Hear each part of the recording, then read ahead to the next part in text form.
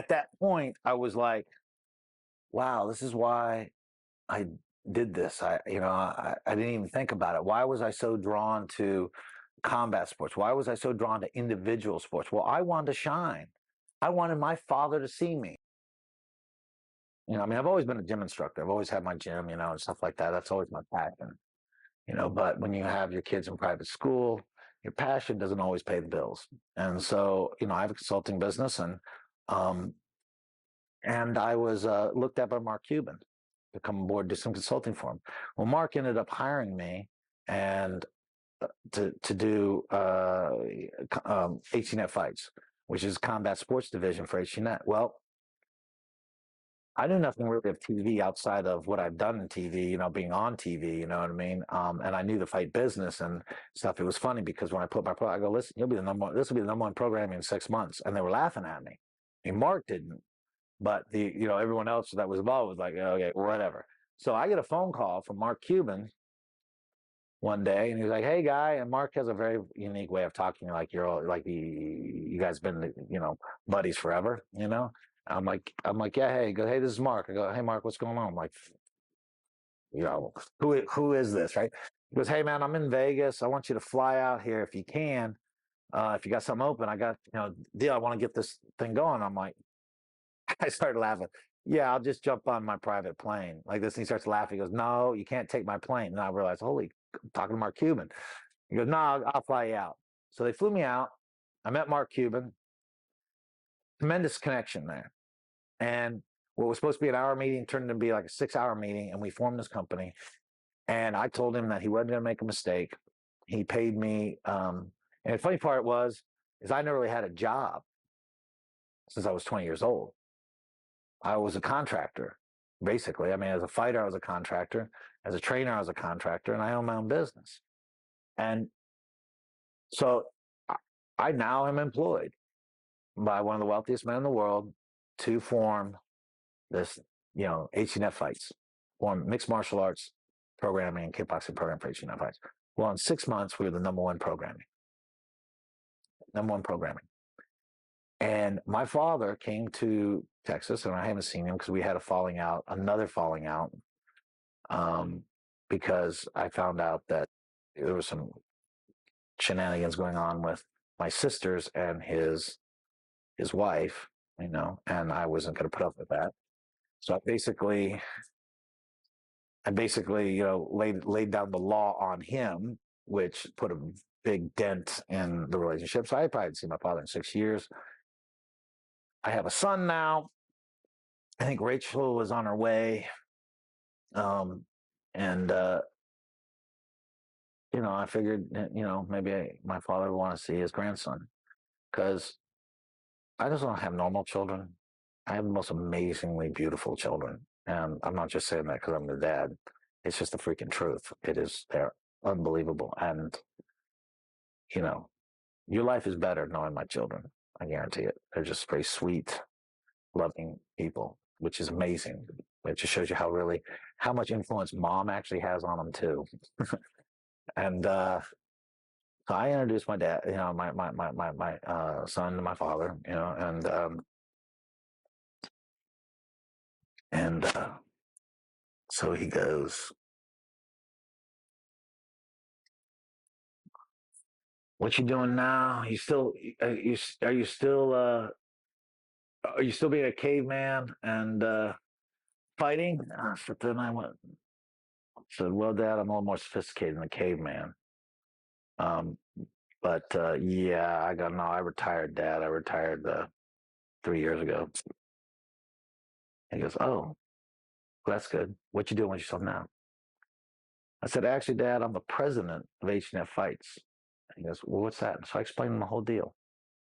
How one of the wealthiest men in the world took under his wing, and I had to make decisions. You understand? I had to make decisions in this company. I don't even balance my checkbook. All right, I'm making decisions that are costing millions and millions of dollars, and I'm freaking out. I freaked out so much. I called Mark. Mark, I'm not sure. He goes, "Well, I hired you because I thought you could. If you can't, tell me you can't, and we'll find somebody else." So I made some really gutsy decisions, and I mean, I had help. Andrew Simon helped me out a tremendous amount. And he actually became on as the CEO later on. But so we made this thing, and I thought now at least, right? I'm not, you know, this lowbrow Neanderthal anymore, right? In his eyes, right? That I would get a data boy for being the president of HNF Fights. Not a word. Do you ever remember your dad saying, "I'm proud of you, I love you"? Yeah, my father, you know, my father wasn't Darth Vader or anything. Okay, so it's not like that. Um, I'll be honest. I can't remember. I'm a proud of you. You know what I mean? I can't remember that. But my father did tell me he loved me. Um, which it's frustrating at times. Because why would you do? I mean, he would say I love you, but then he wouldn't pay child support. I mean, what's up with that, right? And then I remember my mom. They interstate the laws came in. They finally changed the laws. Like when I was, I guess I was 18 or 19, 18, I think. My brothers were still 17. Anyways, the short story long is they changed the laws. So my mom sued him for back child support, mainly so we could pay for the education. Because my brothers paid thousands of dollars since they were like 14 years old. They got jobs. We all kind of looked older for our age. You know what I mean? It was kind of like, it's kind of one of those things where like people go, oh, he's 14 years old. They believe it, but they go, okay, he's 19 years old. They believe it. Those type of people. You know what I mean? It's like a lot of women. They go, oh, she's like for these really attractive women. They say they're 40 years old. Oh, you can believe that, but you can also believe if she said she was like 32, right? So it was kind of like that. And so at 14 years old, they got jobs as banquet bartenders at the Harvey Hotel, and they were banking.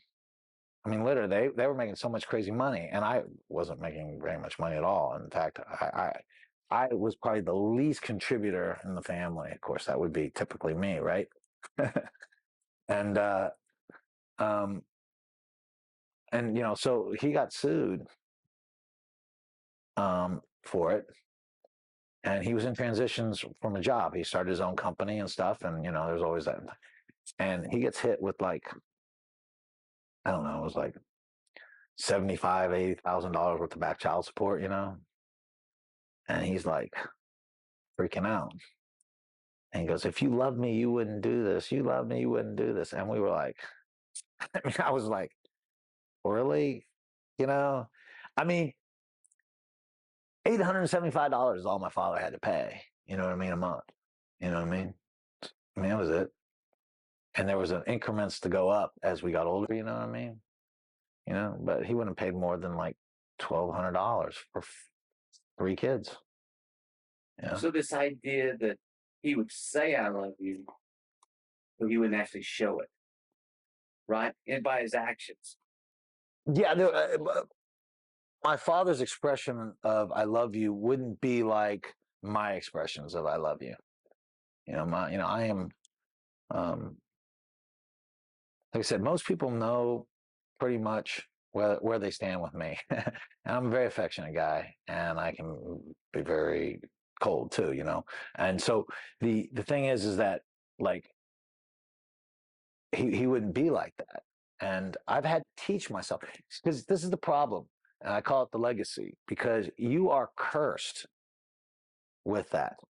You are cursed with what your dad gives you. I I never got, that kind of that love you thing, and a lot of my relationships, I just assumed the woman knew I loved her. You know, I wasn't a big "I love you" guy. You know what I mean? And I just assumed. I mean, I was like my father. I used the "I love yous" to manipulate versus, you know, let them know and be like, come on, do this for me. I love you. You know, because I wanted her to do my laundry or whatever. You know what I mean? And but it wasn't that I didn't care for him or anything like that. I just didn't express it like that because my father never did. I believe my father loves me. I do believe that. I believe that his acceptance is conditional. So it's kind of a different kind of love. It's not the love that I think that that is meant for us in a spiritual sense. I'm stuck with this legacy of anger.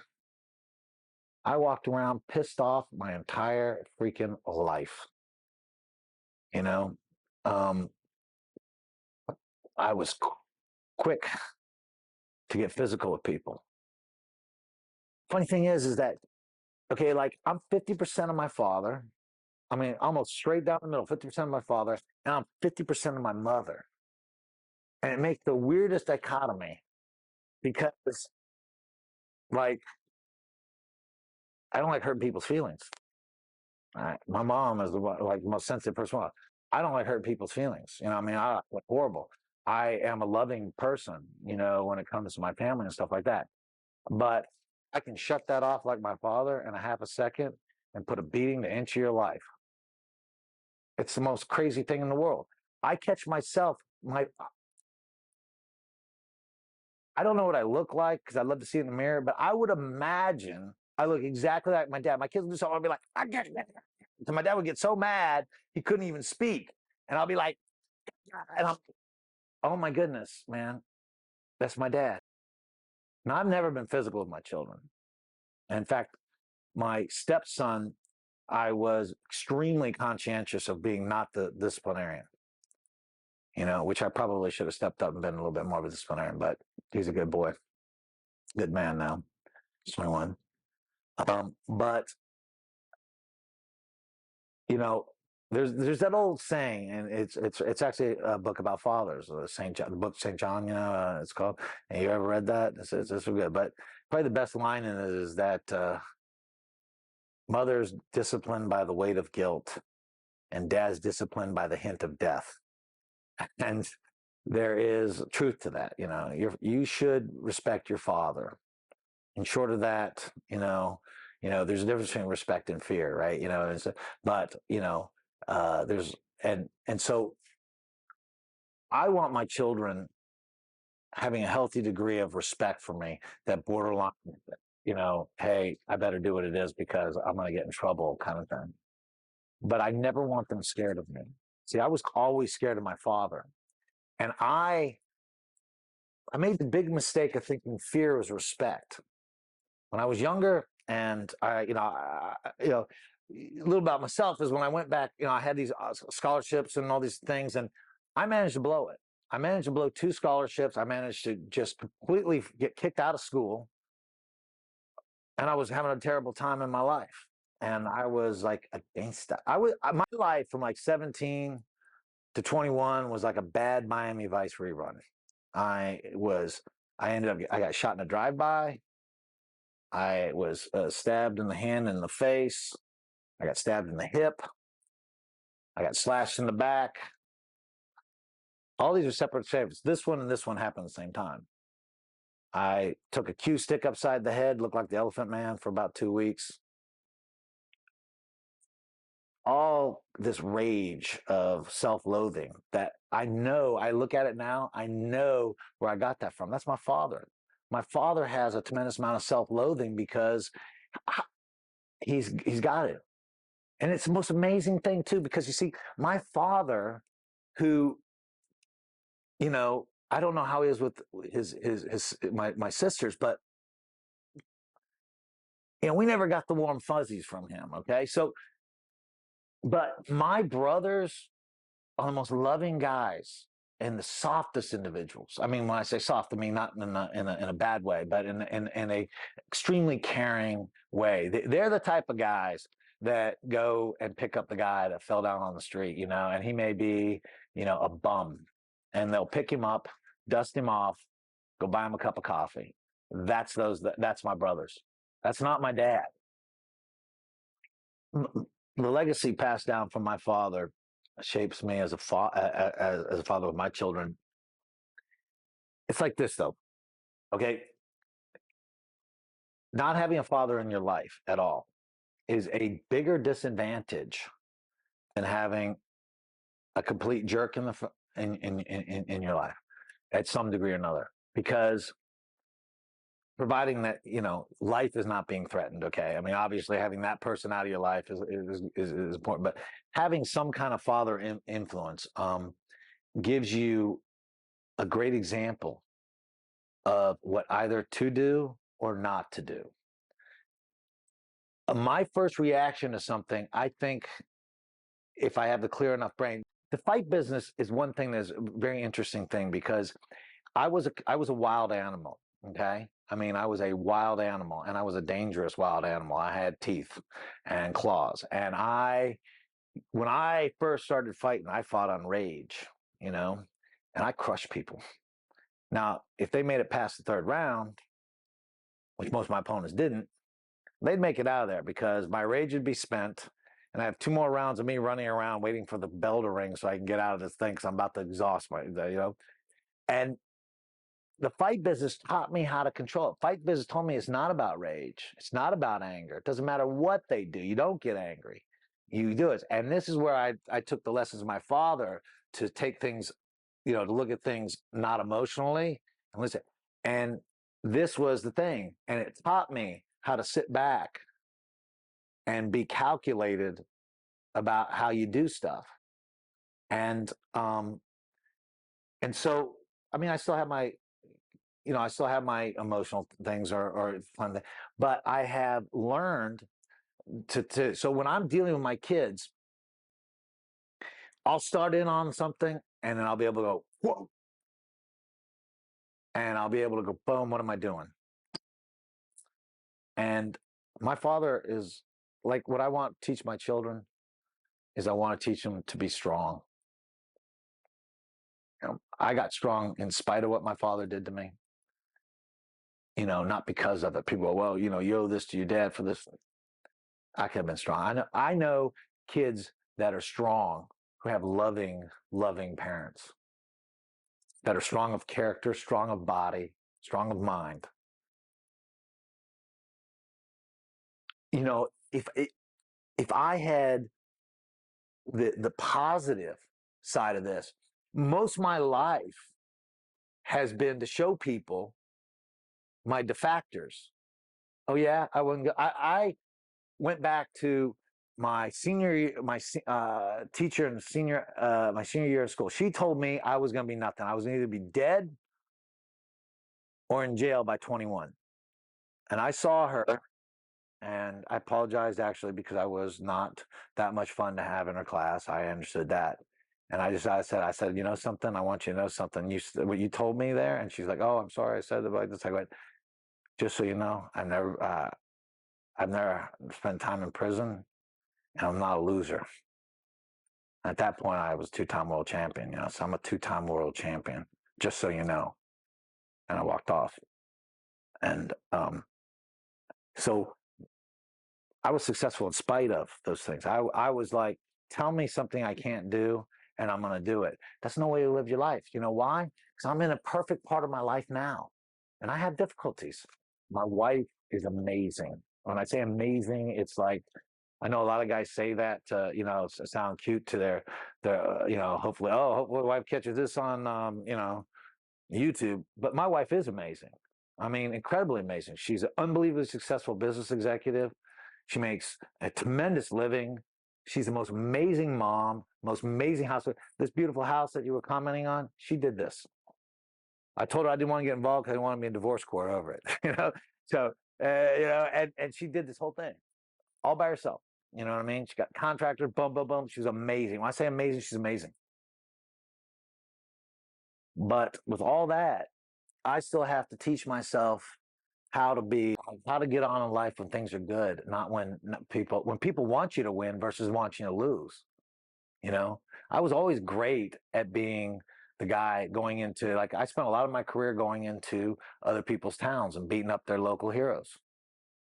I'd go in there and my job was to win them over, and I could do it. I was a master at it, and but I don't want to live my life like that. So, but that's my legacy. My legacy is I'm going to show you in spite of this thing. So I don't want that to be passing down to children. I don't want to pass down the anger to my kids. I don't want to pass down these crazy, unattainable expectations, right? My father never said, he was never realistic in his expectations. I mean, why am I not going to Yale? I don't know, because you're not paying for it. I am a poor kid. I mean, we're poor kids. I mean, we went to Plano, okay, but just give you an idea. I mean, when I say poor is relative, right? But we were definitely lower class income. We were, every month was a skin of the teeth type experience, okay? All right. When I had friends who, wrecked 6 cars in 1 year, you know what I mean? I never had a car in high school. I drove a motorcycle, you know what I mean, to work. And it was miserably cold all the time, right? You only remember the cold, you don't remember the heat. And, so when I deal with my kids now, I literally at times have to sit them down and apologize to them for the way I've talked to them. And I pray that I don't do the damage in that initial thing. It's like when you talk to your wife or your significant other, there is certain language you never use, ever, because it doesn't matter how many apologies or roses or trips to Mexico you give her, it never goes away. It never does. And that's the same thing. I can remember things my father said to me that he can't remember, but I remember as clear as day, that cut like a knife. I don't want that to be me. I do not want to be that with my children. I want them to be strong.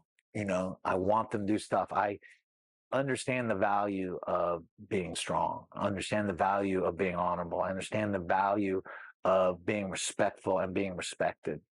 I understand the value of education. I want them to value those things. And it's difficult when they want to do this and they want to do that, and you want them to do this, and you want them to do it this. And so, you know, I have a constant battle every day to be a good dad. Now, I got it easy. I mean, some parents have a lot worse. Some parents have kids that have ADD problems. Some parents have kids that have actual physical disabilities. Some people have kids that, learning disabilities and stuff. I don't have those things. And I have incredible children. I have an incredible wife. I have an incredible life. And every day, I still have to work at being a good dad. I'm a good man. I mean, I know I'm a good man, but that doesn't make you a good dad, you know? And that's the problem with the legacy, because you're cursed with all that crap and you react just like your dad. You don't realize it, but you say the same stuff that your dad says. You know what I mean? You use the same things. I understand the value. Listen, my father taught me how to intimidate people. I know how to make people get very scared. I don't really have to say very much. I can walk into a room and make most men feel uncomfortable if I want to, without even saying anything. I don't want to be like that with my children. I don't even want to be like that anymore, any period. You know what I mean? But these are the things that you get stuck doing. You know what I mean? Your frustration because things don't go right. What do? You go to these things that your father teaches you, intimidation. You know what I mean? You know, fear. Things like that. You go to these things because of your frustration. When did you realize the impact of growing up with a father that was the way he was? In other words, when did it hit you that you were like, "Wow, this is why I'm the way I am because of my father"? Can you share that story with me? Yeah, basically, when I had my my big confrontation with my father over his infidelity, um, that was that was the part where I left and went back home and started uh, really kind of like a continual journey now into things like, okay, where you are in life dictates how you see things. Okay, so you know, um, so at that point, I was like, wow, this is why I did this. I didn't even think about it. Why was I so drawn to combat sports? Why was I so drawn to individual sports? Well, I wanted to shine. I wanted my father to see me. Problem is with football, there's 10 other guys that get to share the glory. When I wrestle and I'm the state champ, I'm the number one dog. When I am the karate champ, I'm the number one dog. When I am the kickboxing champ, I'm the number one dog. So I get to shine. So my father doesn't get to be confused with everybody else. He gets to see me and see me in my glory and how well I did. And I was like, wow. I was like that. And then, of course, the idea of being scared. When when I made a conscious decision, when I realized what a coward I was because I left my brother to take a beating, which you would think it would get easier when it's doing that, but I can't even think about it without being so ashamed and of myself. And I was like, I think I was like 7 years old. I'm 43. Do the math. You figure that I would get over it, but you don't. And I get the same things.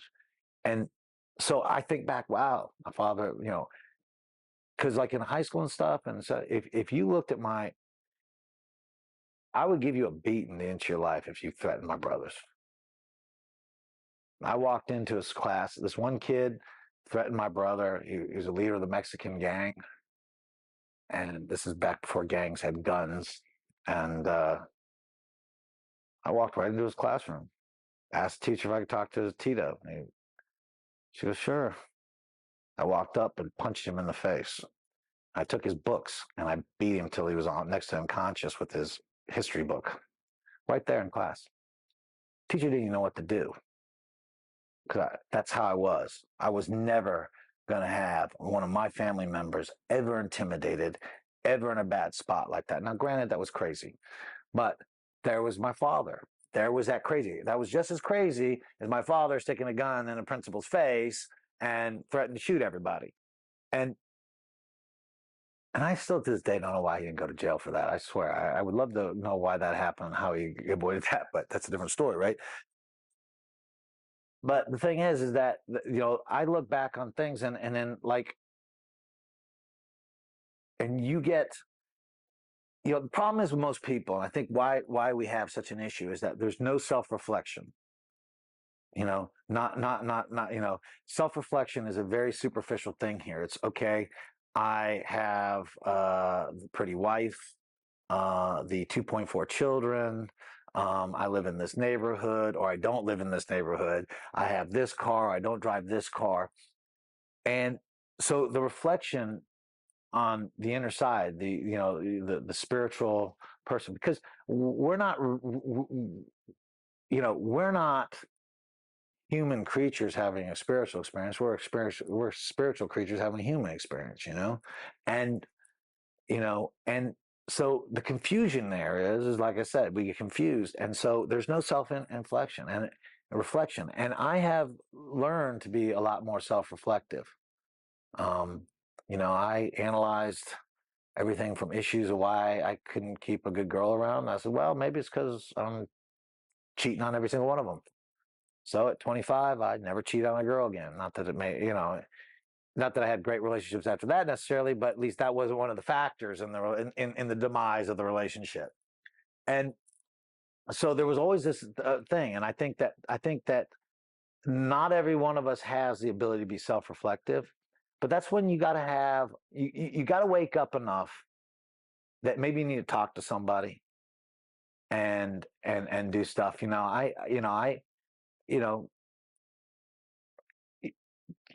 don't, I have in the past, but I find that I tend to be my own best critic on stuff. I am very real about things, about my limitations and and things. And so, um, you know, I, you know, the,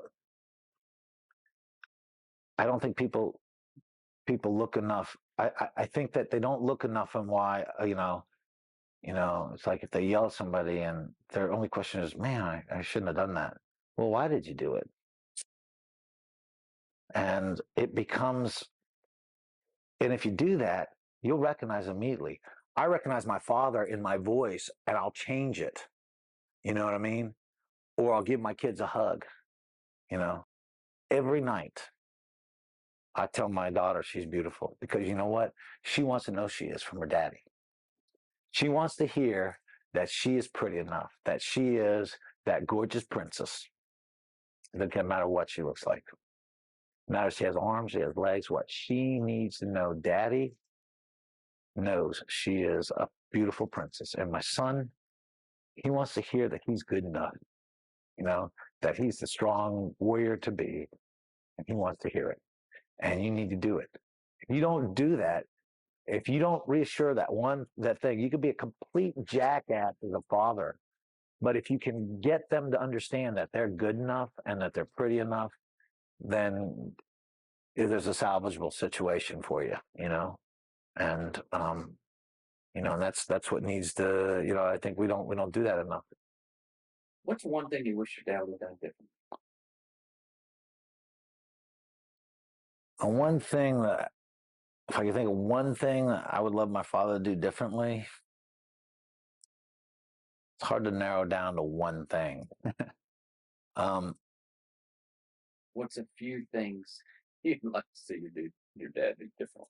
well, I would love to see him be, I would love to see him be like a loving husband. I never saw him being a loving husband to my mom. My mom is an amazing woman. I mean, she is an amazing woman. I would love to see that. I would have loved to have those examples of that because marriage for me, I've never had any great examples of marriage. I'm winging this entirely on my own on this one. And I don't do such a great job all the time. I just got an incredible wife. And I know how lucky I am. I mean, the difference is between that is that there is a bit of fear that I learned from my father because I don't want to be my dad. I don't want to be stuck in this miserable freaking relationship with this miserable woman that they're just miserable and they're miserable together and they're like this. I don't want that. I want to have this loving relationship. I want to have this. My mom's a very loving person. I kind of married my mom. My wife is the most loving creature in the world. And I would love to see that. I would love my father not to be so physical with us. And like I said, when I talk about him being physical, he didn't like pull out the coat hanger, heat it up, and start, branding us or anything like that. But he was too physical with us. He was just way too physical with us. I would love it for him not to yell the way he did. I would love for him to be able to do it, talk in a manner that is better. Because my example, I yell or talk too loud to my children. Not all the time, but I never want to do that. I want him to be all the good things that I want him to be. I wanted him. I used to think he might be a jackass, but he's an honorable guy. He's really not. I want him to be, hey, a guy who is respected and respects other, and he's not. It's like, I don't know if you want you always want your dad to be Superman, and all this other stuff, and we believe he is, even when there's evidence to the obvious that he's not. But there's a certain point where you go, he's none of those things,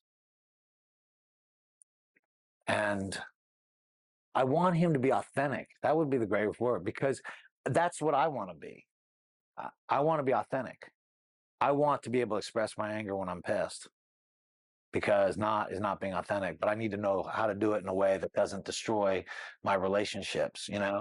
I want to be authentic enough so people get me, you know. I want them, you know, the problem is, you know, you get to have this phony thing, you know, about being like a tough guy and stuff, is that I have been inauthentic most of my life with a lot of stuff.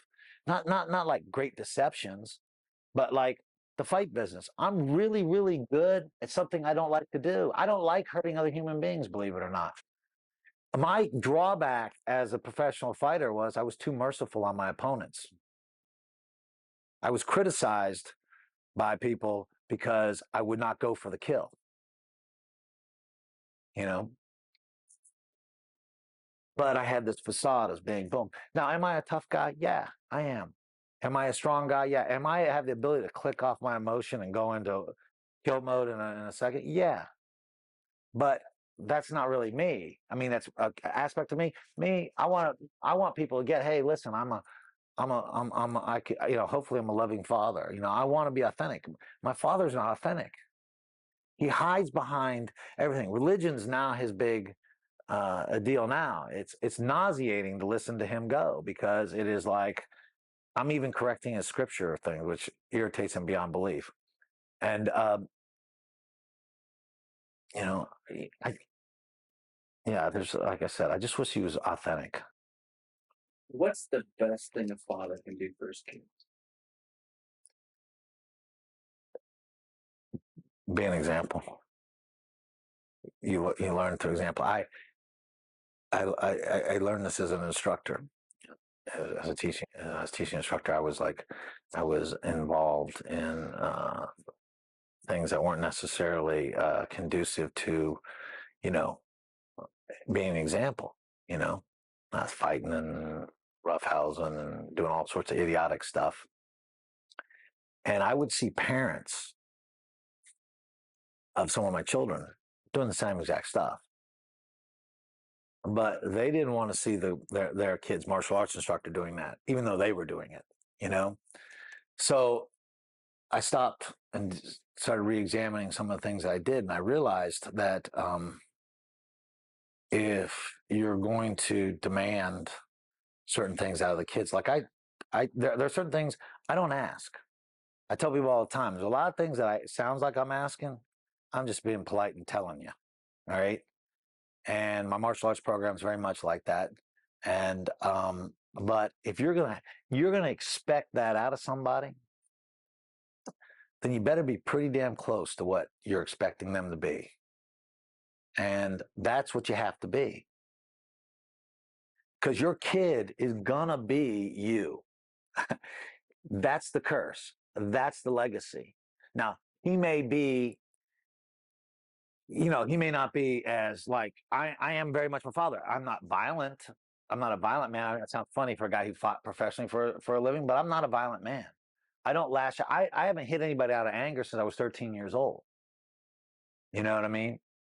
Except for when I was 40, when a guy almost ran over my child. That I will admit, I hit him out of anger. Um, but there was other circumstances behind that. But I I think that's one of the most important things. If you want, you know, I want my children to be loving. I want them to be charitable. I want them to give their fellow man a hand up. They see that in their father. We do a lot of charities. We do a lot of stuff. I involve my children in food lines that we go to. We, on a regular basis, go down the food lines down in Fair Park and help out. And before they had to go to school, when they were just kids, you know, like kindergarten and like that, I would take him out of school on a Wednesday, because once a month we would go there and he would participate in that, help people out. He'd go play, because these people are waiting in line for like 5 o'clock in the morning, and it goes to like noon. You know what I mean? And there's children there and all kinds of stuff. And Logan would bring his toys and play with the kids, and he would give most of his toys away, like his cars. And he kind of knew that I would replace it. That's probably why he did it. But still, having a kid giving up those things is a big deal.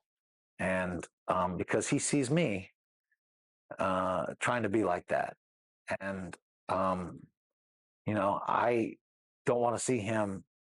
I don't. I I have a unique relationship with my wife. Is that we've had 2 arguments our entire things. We have a few disagreements, but we never really argue. And we've had 2 arguments in the 8 years we've been together. And, I don't know why, because I can be a very disagreeable person, but we don't. And I want my children to see that. I want my son to go, you know what? When I pick a wife, I want someone like my mom, because you couldn't do better. You know what I mean? And when my daughter decides to pick herself a husband, I want someone like my dad, because he's not a bad guy. He's a good man. And that, the only way you're going to be able to get that, you can talk as much as you want, and it is important. But the way you walk the walk is more than how much you talk. And that's, you got to do it. And, and if you can do that, then, the most important influence on children is the parents. I know this. I deal with children all the time. I've been dealing with children for 23 years, and we want to. The major problem with most of the stuff is we want to blame other people for it. We want to blame video games. We want to blame outside influences. We want to blame drugs. We want to blame bad teachers, whatever it is. We want to blame somebody else. But the reality is, and there are actually statistics that back me up on this. I know this because I deal with children all the time, and I deal with them in a very base situation. So it is very easy for me to get the character. I can tell a measure of a man when he works out in my gym. I can tell which guy is spoon-fed. I can tell which guy is a go-getter. I can tell which guy is self-made. I can tell a lot about a man the way he is in my gym.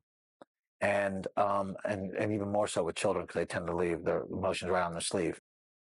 If you had a friend that was going to be a father for the first time, what advice would you give about being a father? I always, I say, get as much sleep as you possibly can, because your patience is going to be tested to no end. And being a father is an adjustment period. And it is a constant adjustment. The problem with, I think, most people is they think that if I set these standards, and they're good standards, A, B, and C, and I stick to my guns on these, then my kids should be good. And if they're not, it's not my fault. Well, the problem with that is that this is an organic situation. And if you don't choose to grow organically with it, then there is no statics. There is no, I tell people there is no absolutes in this world. There's only a few of them. It hurts just as much your eyes open as your eyes closed. That's about the only one I can really come up with. And that there's God. I tell people all the time, you can believe in God. Other than that, everything else is pretty much, it's pretty much questionable. I go, like I said, there's this way it is. And when you're dealing with, I tell them all the time, with these young, because I actually have one of my instructors has just had a daughter yesterday, 2 days ago, and he is like, I go, listen, man, you got a daughter. I said, and I told him, listen, there's things you got to change about the way you are. And I said, you're no longer solo, brother. You now have a whole posse with you, and that's the thing. As I said, you got to have those patience, and you have to be willing to grow into the situation. The best thing about being a father is crazy loaded question now, because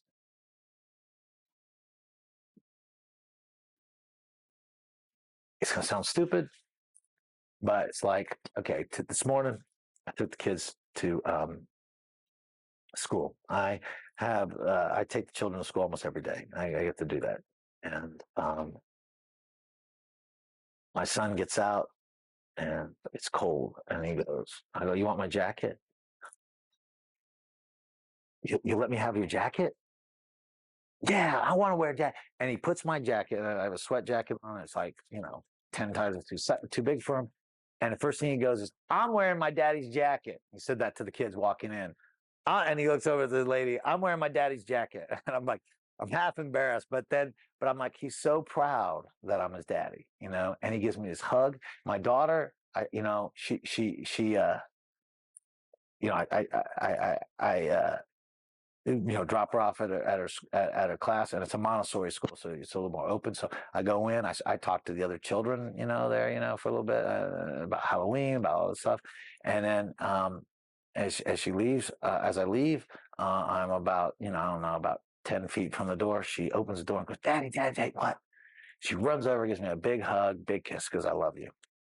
I was like, you know, and you know, she goes back into class, and those things are what makes it worthwhile, because my kids are like that. The love that I get from these kids is amazing, and you don't earn it. That's the funny part. You feel like you're stealing almost, because for the most part, I feel like I don't earn it. I'm grumpy with them. I am having to apologize because I'm grumpy with them. I am, you know, my expectations. I am a stern man. I mean, people don't get it. I am, you know, I have a certain sternness that is used to direct. It's not used as a punishment. It's used as a direction. Uh, you know, there's certain behaviors I won't allow and things like that, and certain expectations I have that I keep reinforcing. But I'm like, man, how did I deserve this? But I'll be honest, I look at it as my most of my life. I'm completely blessed. Even when I didn't think I was completely blessed. My wife is a blessing.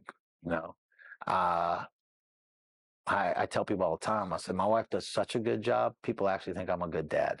The fact of the matter is, I'm really not that good. She's just so good that I look good, and there's a bit of truth to that.